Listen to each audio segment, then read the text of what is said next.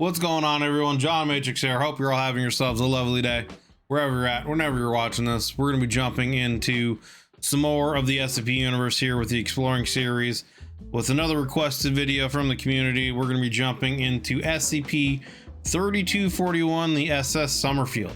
Links will be down below as always in the description to the original video without my commentary and reaction, and to the Exploring series channel. Please do me a favor, if you enjoy this video, give it a like, and if you're not already subbed to the Exploring series channel, I don't know what you're doing, but you should go over there to his channel and hit that sub button. Show the man some love. He puts a lot of work into his content, and he makes a lot of great content for the SCP universe and others. So give him some love, give him some support. If you'd like to join us when we do these reactions live, there is a join button underneath the video, as well as a link in the description to the YouTube membership benefits and tiers that I offer. We would love to have you guys come in here and join in our discussions as we go through these videos. So if you've been around the channel for a while, decide you want to take your support to the next level, check those out and see if any of that would have any interest for you. With all that said, let's just jump into the video. So again, this is SCP. Didn't tell you to start the video there, YouTube, but this is SCP-3241, the SS Sommerfeld. SCP-3241, the SS Sommerfeld.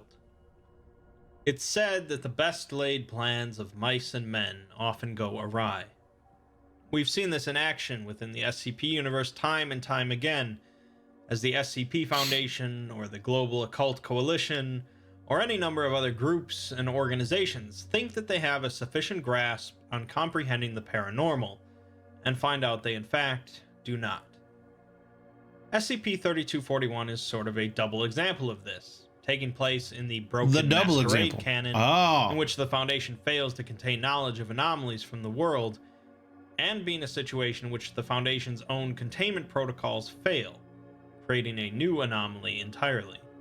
Interesting. I'm down to hear more stuff in the Broken Masquerade canon. I find that idea of that universe very fascinating. So this has definitely piqued my interest now. SCP-3241 is an irregularly shaped volume of anomalous space centered on the cargo ship, the SS Sommerfeld. Another video filled with boring pictures becomes I'm a boring person. Oh, you just stop it. Just stop it, Exploring series. Don't beat yourself up. This volume is roughly 12 kilometers in diameter, is growing 4 meters per day, and is responsible for exhibiting a number of anomalous properties. These anomalous properties include numerous spatial, temporal, molecular, and biological abnormalities. The ship itself was constructed in 1963, but repurposed in 1995 by a company named DLS, founded by a former employee of Prometheus Labs named Daniel Dorn. Okay. Dorn will become much more relevant soon, but DLS specialized in the construction of safety devices designed to contain or mitigate anomalous materials. Which I'm sure backfired. The ship was repurposed on commission for the SCP Foundation to provide a transport for low-risk anomalies and sedated reality benders from one site to another. I mean, that makes sense, right? Sometimes you got to move, anomalous things around, maybe from different sites. So having, a ship, kind of a mobile base at sea would make sense. Not to mention just there are aquatic SCPs out there as well. So having something where you could have teams at the ready out there in the ocean to deal with them makes sense. 3 years later, in 1998, the entire ship was lost at sea, along with all of its crew, the anomalies, and all 5 reality benders that were on board. Yikes. An investigation a year later determined that there had been a mid-transit containment breach due to the failure of its emergency safety systems, which consisted of 6 Scranton reality anchors. We've discussed SRAs before, devices designed to nullify the anomalous traits of anything nearby that affect baseline reality. This includes both reality bending phenomena, as well as reality benders themselves, meaning they're often utilized to help contain these types of entities. Right. Generally, we hear about SRAs either doing their jobs as intended or not working at all for some reason. I mean, that's typically how everything in the SCP universe works. It either does work or it doesn't. There's like really no gray area. Most stuff in the SCP universe is pretty black and white. But usually we don't hear about them randomly failing. Fast forward to 2015, when the SS Sommerfeld was discovered adrift at sea, and a special containment division named SARC was created by the Foundation to assess what exactly happened to the ship and to recontain it if possible. In 2018, new evidence came to light pertaining to the potential malfeasance of DLS and Daniel Dorn, and new investigations were made into the whole course of events, reaching back to 1998.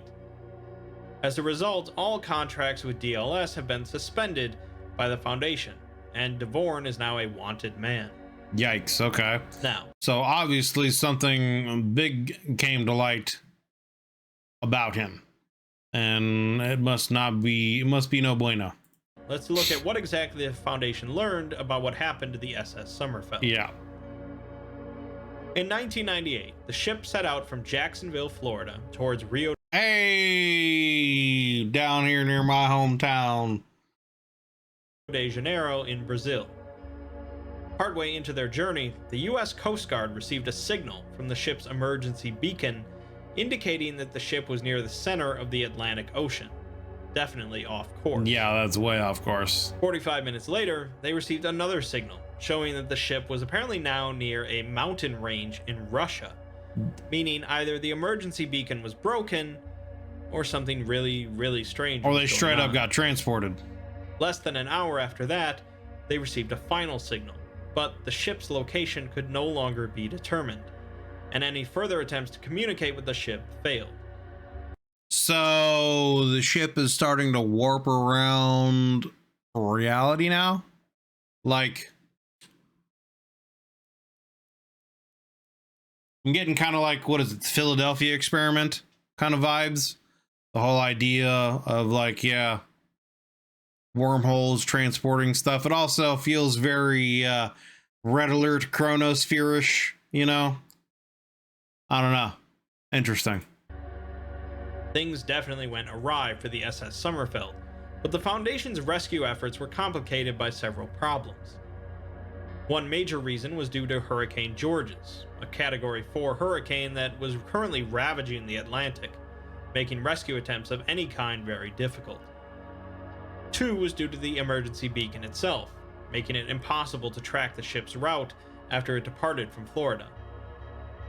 The third was due to DLS themselves, who were handling the transportation. DLS representatives continually assured the Foundation that the ship was not lost, but instead just delayed due to the hurricane.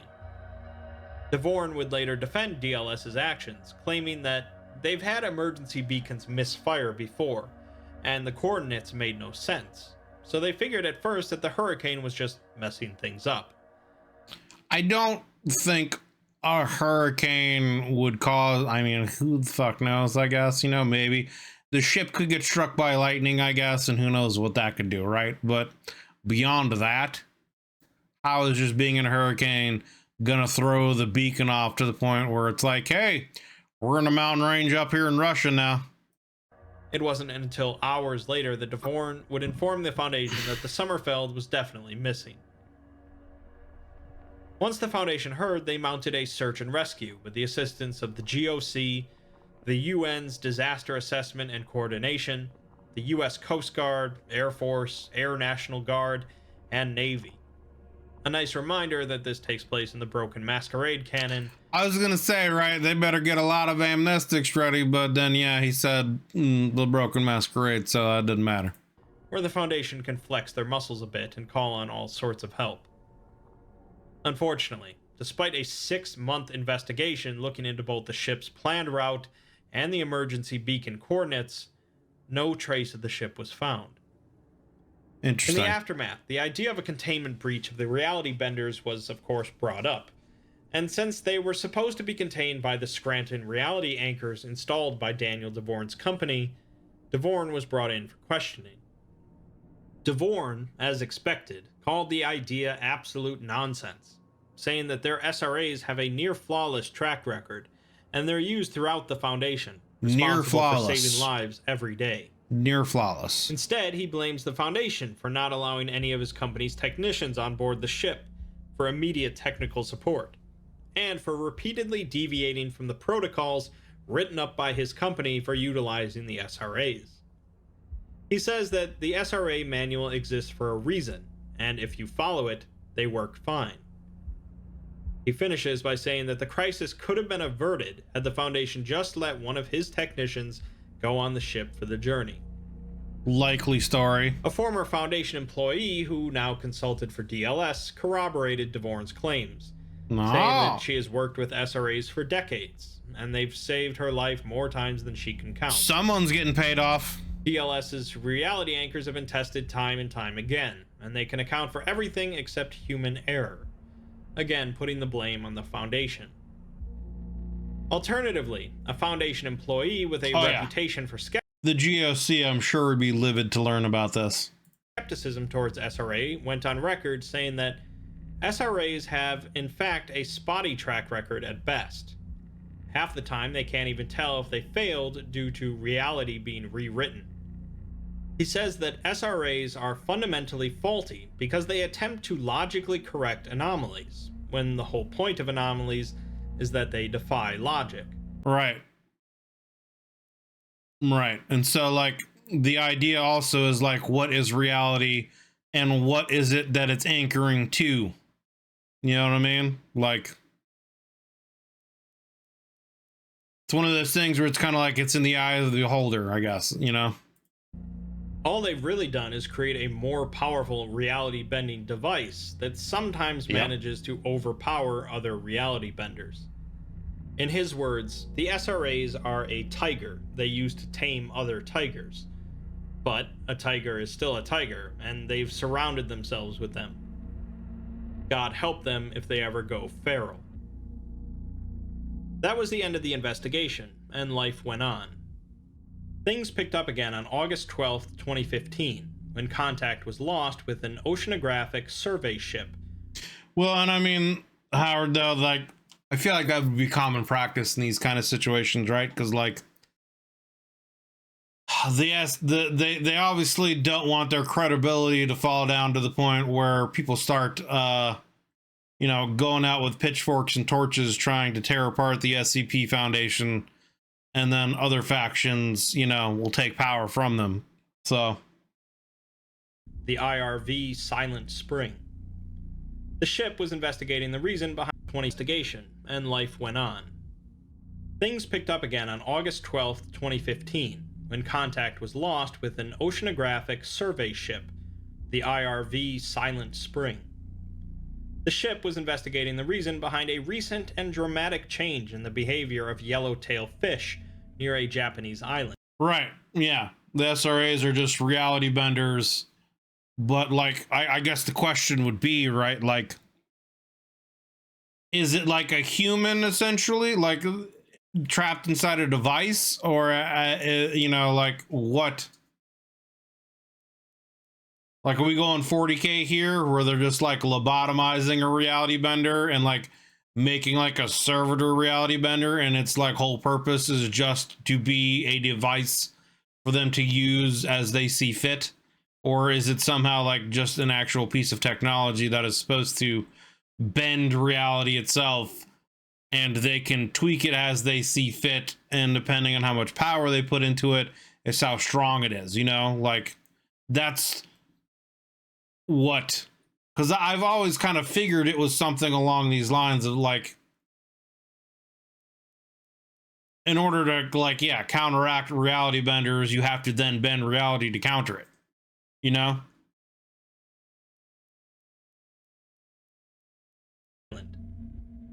Initial attempts to locate the ship failed, but 3 days later, a distress signal from the ship was intercepted by a Japanese airport. None of their attempts to communicate with the vessel worked, so they sent out another ship to check it out. They did find the Silent Spring, but immediately backed off after picking up significant levels of radiation coming from the ship. Okay. The Foundation was alerted, and a couple of MTFs were sent in. The MTFs first figured it was another instance of a government pretending a situation was anomalous so that the Foundation would clean it up. A situation they...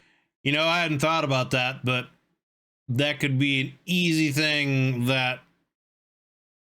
An easy way for governments and factions to manipulate the Foundation is just say, hey man, some weird shit's happening over here. You guys need to go check this out. Obviously, it would also be a great way to set up ambushes. They refer to as Old Man Jenkins. They expected to just find a dead whale wrapped up in a buoy. And I mean, yeah, that makes sense that they wouldn't have as much control over them as they think they do, because it's like you're bending reality and you don't really understand what's happening. You're distorting the laws of physics and the laws of, you know, space-time in the universe, and who knows what that could do. You know, it's essentially like you're basically opening Pandora's box. But instead, they found something halfway between a ship and a dead whale. The CEO of one of the MTFs says that it resembled a giant blob of rotting meat. They didn't bother crawling into it, instead just hooking it up to their ship and hauling it off to a temporary site. Researchers at the site discovered that the vessel once contained a highly complex colony of over 300 unidentified species of microorganisms. At some point prior to the MTF grabbing it, though, this colony suffered some sort of mass extinction. The exterior of the vessel was covered in a dead colony of microscopic arthropods, with calcium nodules extending out at various points. Disgusting. These nodules apparently also extended through the hull as part of some sort of respiratory system that allowed the vessel to breathe. Dissecting the vessel, they found the crew of the Silent Spring inside of it, hooked up to a complex network of tubes. Each of their central nervous systems had been partially removed and fused into a single mass. So something happened that basically made the crew fuse with the ship, and they all formed into some kind of one organism with the ship. That's straight up terrifying. While retracing the Silent Spring's original route, however, a Foundation... That's kind of like getting into some weird Event Horizon stuff where, like, the people become the ship and whatnot. Submarine came across an irradiated cargo ship that wasn't responding to any hails. The SS Sommerfeld. The drone they sent to investigate the Sommerfeld quickly suffered an unexplained mechanical failure, and it became pretty clear that whatever happened to the Silent Spring was because of the Sommerfeld. Yep. This is where SARC was created to assess the danger it presented and contain it if possible. So I assume what's going to happen is that these Scranton reality bender devices had some kind of malfunction on these ships and distorted reality and all the various SCPs and the ship itself. And then anywhere it goes, it distorts reality to some extent and probably is creating other SCPs and anomalies as it goes.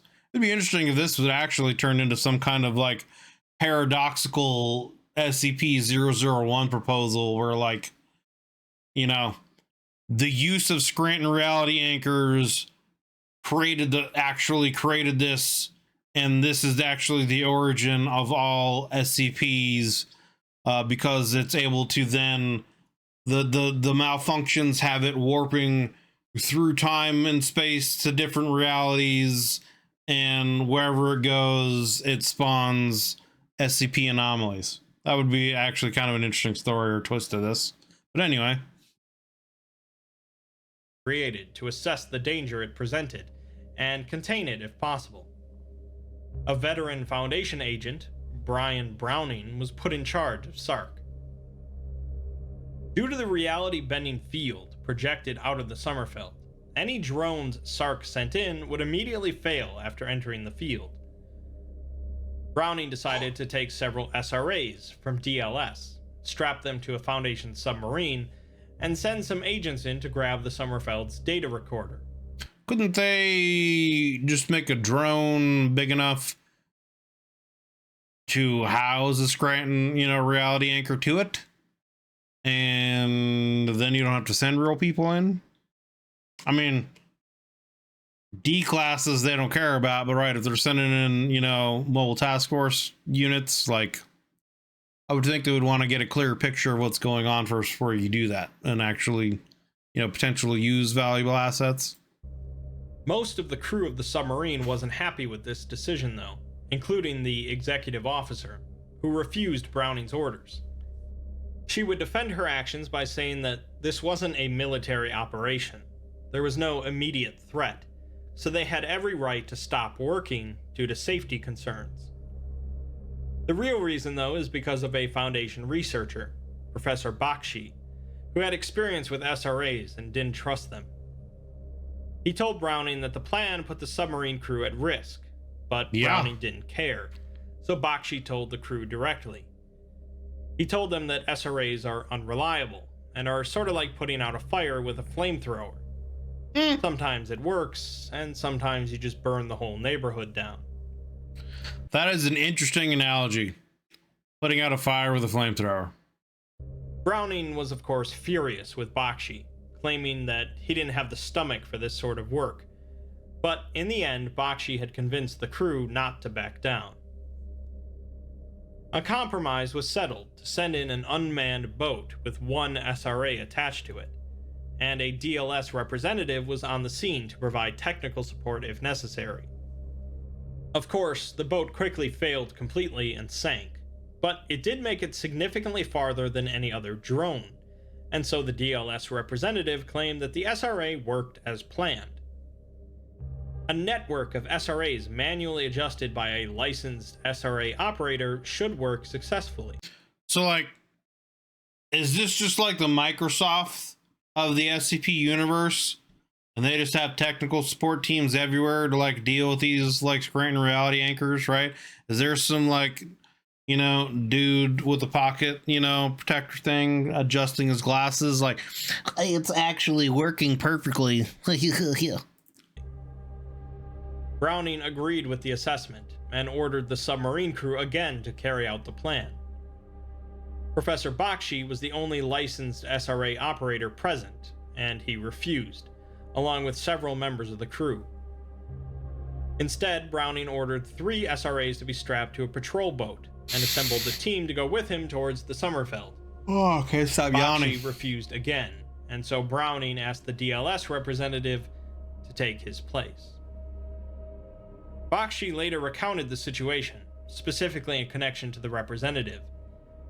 He said that the DLS employee was young and smart, studying to be a computer scientist, and just doing this job to pay his tuition. The kid trusted his training and the SRA manual written by DLS completely, and continued to answer Browning's questions by recounting straight from the manual. Browning ate it up, asking a bunch of questions he knew the kid could answer to build up his confidence. When Browning asked Bakshi to accompany him, he knew that Bakshi would say no, so that he could turn to the representative and ask him. The representative became very scared, realizing that there was real danger here. Yeah. And he looked to Bakshi like he was expecting to be saved. See, I mean, that's at the point where you could really, like, test how well they feel like these reality, anchors are. If the technical support guy who's supposed to be working on these and is claiming they're so reliable isn't willing to actually go over to the ship with these Scranton reality anchors, then clearly he's not confident that they're going to do their job and protect them. I mean, I guess you could say that, like, he could be worried that, there are other dangers on the ship, because obviously there are SCP anomalies on the ship, and who knows what's happened to them. So he could make a case for that too, but still, I don't know. That to me would be a suspect. Bakshi decided not to stop Browning, even though he could, because he wanted Browning to go to the ship and be punished for his pride. Bakshi laments his failure to save the life of that young employee, all because he was angry at Browning. Browning, the DLS employee, and 2 agents went on the patrol boat and headed towards the SS Sommerfeld. Out of the 4, only 1 survived, a veteran containment specialist named Jackson. On the way towards the Sommerfeld, Jackson began hearing a noise behind him, like something was off with the engines, but the noise kept getting louder and louder. As it sounded too shrill and not mechanical enough to be the engines, he turned around to see the kid screaming, as large chunks of his body had turned to glass. What the fuck? Like somebody had installed windows all over his body. Yeah, so like they're entering some kind of reality distortion field that's literally like bending reality in different unknown, random, chaotic ways. Jackson was surprised the kid even could scream in his state, but when he moved, it made a sound like someone grinding their heel down into a sack of light bulbs. Yikes. The glass throughout the kid's body began splintering and cutting into what flesh he had left, as blood slowly dribbled out. That sounds awful. The other agent had turned inside out, but didn't seem to mind, and Browning looked like his bones were evaporating, his body collapsing into a heap of loose skin. Disgusting. The engines failed at some point, and the patrol boat was hauled back in. Jackson woke up a few weeks later, lucky to survive with only losing 3 limbs and half of his intestinal tract. Jackson doesn't blame Browning for what happened, or the kid, or Bakshi, but instead blames it all on Daniel Dorn. Jackson says that the SRAs not only did nothing, but instead made everything worse, as none of the drones they sent in turned inside out or evaporated. I mean, I guess, like, you could, I guess, technically make an argument where it's like, well, if we made a Scranton reality anchor that was just powerful enough, it could overpower the field, because technically, right, like, A, there's known reality benders that were on the Sommerfeld ship, and B, they were Scranton reality anchors on there, and so all of them could have malfunctioned and be causing this, you know, reality distortion field. So if they could just make one powerful enough to overwhelm the distortion field, they could fix it. You know what I'm saying? Like, you could see him easily making that kind of an argument. Worse, as none of the drones they sent in turned inside out or evaporated. It wasn't until they tried using DLS's products that everything went wrong. Jackson finishes by saying that Dorn better thank God that the Foundation has changed, as he now will be the subject of an inquiry instead of being put in an orange jumpsuit. The Foundation has an inquisition? Everything goes back to 40K, man. And tossed into a dark hole with some monsters. A few years after this, as SARC continued to look into a way to potentially contain this incredibly powerful mesh of reality bending, an anonymous source leaked a bunch of internal DLS emails to the Foundation. Notably, this includes an exchange between Dorn and his staff. I think it's with a grain of salt as the only article, but I've always loved the concept that SRAs are basically useless half the time. I mean, it makes sense, right? Because again, like, when you think about it, what is exactly the concept of reality and what really is reality? And how can you make something to anchor reality when you don't even necessarily know what reality is? And especially in the SCP universe, where it's, I guess, known that, like, there's layers of reality above and below. So it's like, what is the anchor, you know, what reality is the anchor anchoring to? It could be anchoring to a reality above or even below and doing all kinds of crazy things, right? You know what I mean? So from 1995 that discusses the Sommerfeld. We're given one email written from one of the DLS technicians, Simon, and Dorn. Simon insists to Dorn that evidence over the last 10 years has quite plainly shown that every SRA in use, even ones that have been in service for decades, are suffering failure events more and more regularly. It seems that the more and more SRAs they deploy, the more likely it is for every SRA to fail. That's interesting too. DLS is accounting. I wonder if it's like a cumulative thing where the more SRAs that are made, the more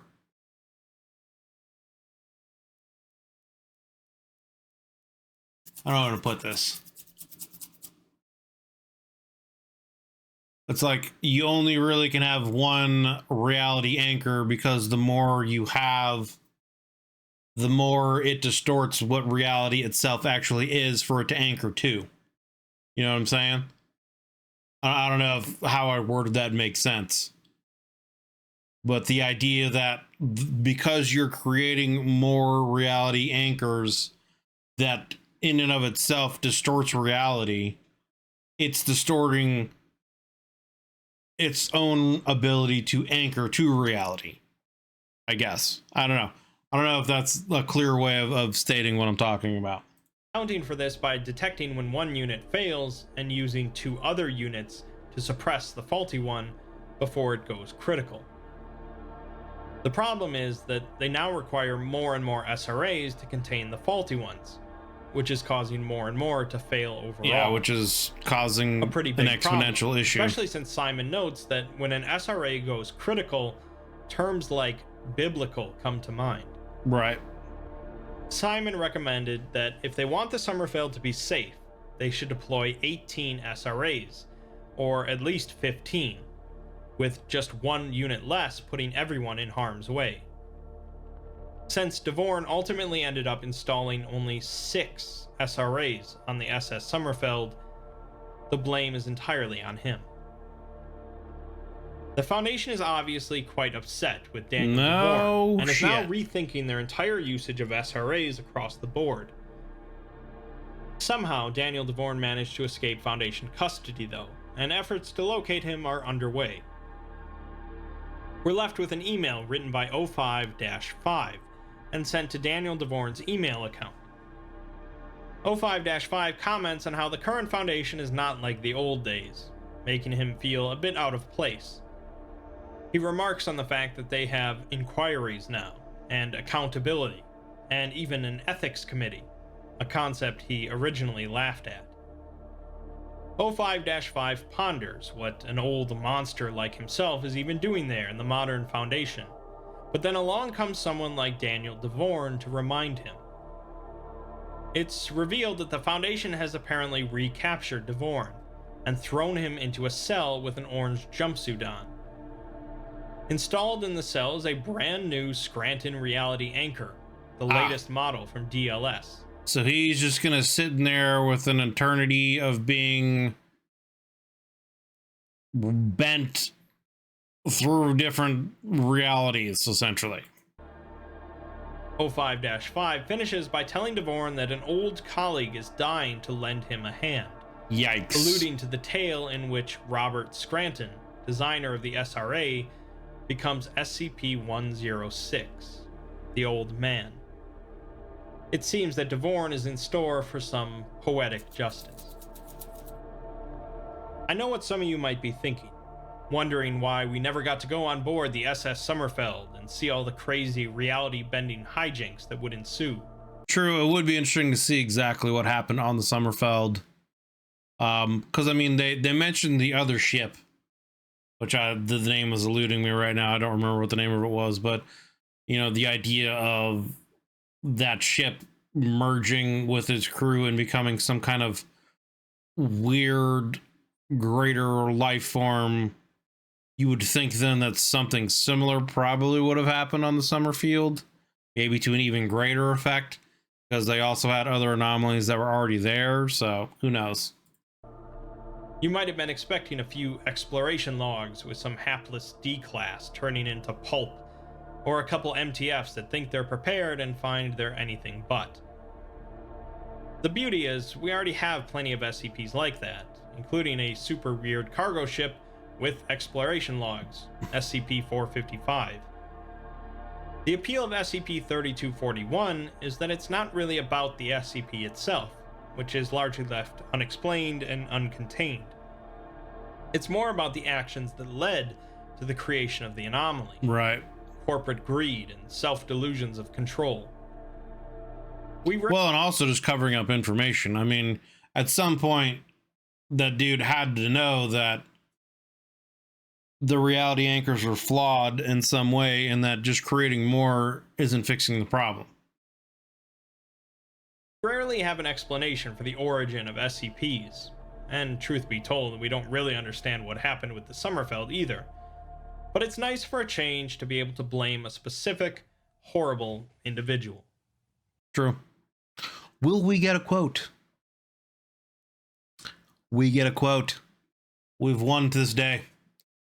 SCP-3241 is an irregularly shaped volume approximately 12 kilometers in diameter, centered upon the SS Sommerfeld. It exhibits numerous spatial, temporal, molecular, and biological anomalies. Although the nature and severity of these anomalies fluctuate with no discernible pattern, they do not extend beyond SCP-3241. SCP-3241 is currently expanding at a rate of approximately 4 meters per day. Interesting. So, like, that brings up another question where if they don't do anything about it, is eventually going to encompass, like, the planet, you know? Because if it just keeps expanding, what are they going to do about it? And then the world is eventually just going to become this reality distorted, you know, bubble. Like, that would be a problem that would need to be taken care of. SARC is continuing developing a safe and effective containment strategy for SCP-3241. Until such a strategy exists, procedures to contain SCP-3241 will focus on mitigation, observation, and prevention of the outside contact. Yeah, I mean, it's like, yeah, one of those things where will it just keep expanding and expanding and expanding, and then, yeah, is it gonna alter the universe? You know, will it get to that point after billions or trillions of years, however long that takes? You know, will the universe hit entropy before that happens, or could this spatial reality distortion that, you know, could it stop entropy from happening? You know, who knows? But yeah, that was the Exploring Series SCP-3241, the SS Sommerfeld. Links will be down below in the description to the original video without my commentary and reaction, and to the Exploring Series channel. Please do me a favor, click those links. If you enjoyed this video, give it a like, and if you enjoy the Exploring Series content, please do me a favor of hitting that sub button on the main channel if you're not subbed to him already. So, I mean, yeah, interesting tale and interesting story, like you said, and we pretty much gave, you know, my thoughts going through it. You know, it's just a tale of corporate greed and people essentially not wanting to admit they're wrong, and also potentially not wanting to take responsibility for their actions and you know, misgivings, I guess you could say. But yeah, the idea that this is a ship, like I said here, that this temporal bubble is just expanding 4 meters per day, eventually they're going to have to do something about it, otherwise it will become a problem and encompass certain areas where it's going to start really affecting people. So, I mean, you know, what would the solution be? Would they just have to find a reality bender that's powerful enough to overtake the Scranton reality benders? Is it a situation where, like, how is it being powered? You know, how do these reality anchors get powered? Is it gonna run out of power eventually and it'll just shut down and solve itself? You know, like, how is that all working? Or is it like, because it's bending reality, it absorbs reality from the universe, or it takes in power from the universe, or, you know, all those kind of questions. I do kind of like the idea that this could be a potential 001 proposal where, like, the Scranton reality anchors on here and the creation of the Sommerfeld as an anomaly causes it to not only travel to different locations on the planet, but also potentially through time, and wherever it goes, it's creating different anomalies through its distortion field. And so that's how anomalies became created in the SCP universe. I feel like that's kind of would be an interesting take on it, and I guess technically it could be plausible still. So but yeah, interesting story. So and like I said, I'm eager to hear more stories in the Broken Masquerade universe. So if you guys have any more out there that you want me to take a look at, you know, let me know down in the comments. But that's gonna do it for this one, guys. Thank you for watching. If you enjoyed this video, you know, consider leaving a like and a sub. It helps me and the channel grow. If you'd like to join us when we do these reactions live, there is a join button underneath the video, as well as a link in the description to the YouTube membership benefits and tiers that I offer. Check those out if you decide you want to take your support to the next level. But yeah, thanks for watching. Hope you're all having yourselves a wonderful day. See you on the next one.